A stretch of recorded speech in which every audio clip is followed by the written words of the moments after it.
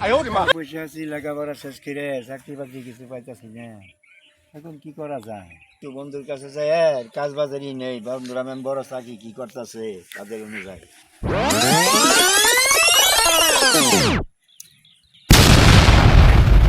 বন্ধুরা আমারে কইছিল যে কাজটা অনেক খারাপ, বছরে লাখ টাকার মতন কামায়। বন্ধুরা কি বুঝবো, এখন বন্ধুরা আমার কাছেই আসবো। কিরে বন্ধু, বেকার তো বসে আছি, কিছু করতেছি না। একটা ব্যবসার বুদ্ধি দেন। বসেন বসেন। বেকার তো বসে আছি, বাসায় তো চাল কেনার টাকা নাই। থাক বন্ধু, তুই এখন আমার সাথে কাজে লাগিয়া যা, বছরে লাখ টাকা কামাইতে পারবি।